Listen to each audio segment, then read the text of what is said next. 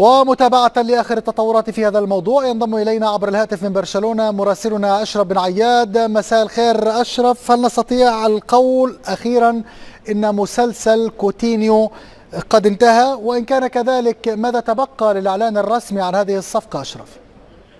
مرحبا بك يحيى. بالفعل انتهى هذا المسلسل الذي طال لمدة أشهر كثيرة، لكن نحن فقط بانتظار الإعلان الرسمي لبرشلونة وليفربول بهذا الخصوص. اللاعب حسب ما نشرت وسائل الإعلام البريطانية في طريقه إلى برشلونة، وهذا يعني بأنه سيكون ربما حاضرا في مباراة ليفانتي هذا الأحد. هذه الصفقة التي كلفت مبالغ كثيرة، لكن في الأخير نجحت إدارة بورتوميو في استقدام كوتينيو الذي كانت سيجد بكل معنى الكلمة من أجل اللعب بقميص برشلونة.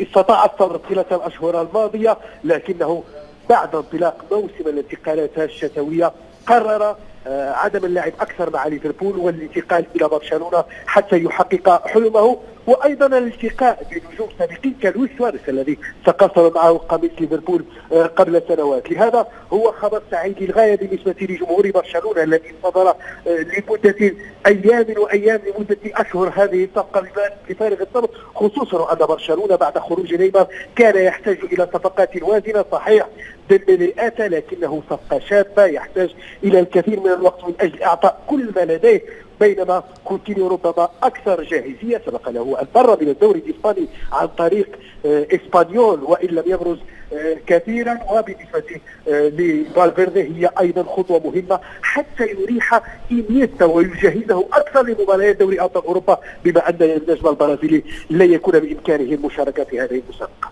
نعم أشرف، هل لديك معلومات عن موعد تقديم كوتينيو، خاصة أن هناك أنباء تتحدث عن أن تقديمه سيكون يوم الاثنين القادم؟ بطبيعة الحال التقديم سيكون الأسبوع المقبل، لكن علينا أن نرى البيان الرسمي لبرشلونة الذي عادة ما يحمل مثل هذه الأمور، خصوصا أن اللاعب يجب أن يخضع للفحص الطبي الروتيني الذي يقام عند حسم أي صفقة، لكن لن يكون قبل مباراة ليفانتي أو شيء من هذا القبيل. من الاثنين فما فوق بهذا الأسبوع المقبل سيرى الجميع بشكل رسمي كوتينيو وهو يرتدي قميص برشلونة. نحن الآن بانتظار فقط البيان الرسمي لبرشلونة، واللاعب يذكر سيكون مساء اليوم في العاصمة الكتالونية. أشكرك جزيل الشكر على كل هذه الإيضاحات مراسلنا أشرف بن عياد، كنت معنا عبر الهاتف من برشلونة، شكرا لك.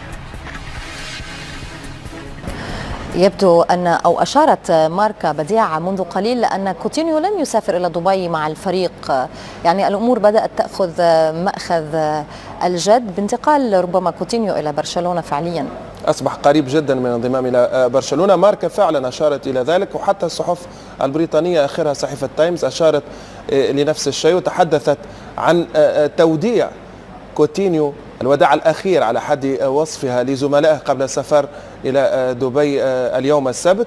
وأشارت التايمز إضافة لما أشارت إليه ماركا، وأنه اللاعب سيرحل وسيسافر مساء اليوم إلى برشلونة حتى يكون حاضرا في مواجهة برشلونة ليفانتي غدا في الليغا الإسبانية في الكامب نو تحديدا لمتابعة المباراة المقبلة، على أن يجرى الفحص الطبي كحد أقصى على حد تعبير صحيفة تايمز يوم الاثنين المقبل، خصوصا مع الأخبار التي تحدثت عن صفقة تناهز 160 مليون يورو، بالتالي ستضع ربما كوتينيو ثالث أغلى صفقة في التاريخ بعد ثنائي نيمار ومبابي.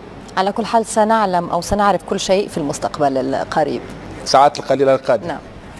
كشفت وسائل الإعلام الإسبانية عن توصل نادي ليفربول وبرشلونة إلى اتفاق مبدئي بشأن انتقال البرازيلي فيليب كوتينيو إلى النادي الكتالوني. وأشارت صحيفة سبورت الكتالونية إلى أن قيمة الصفقة قد تصل إلى 160 مليون يورو، 120 مليونا كبدل انتقال و40 مليون يورو حوافز ومكافآت. وأوردت سبورت كذلك أن كوتينيو سيصبح لاعبا في صفوف برشلونة للمواسم الخمسة المقبلة، إلا في صورة فشل المفاوضات حول التفاصيل النهائية.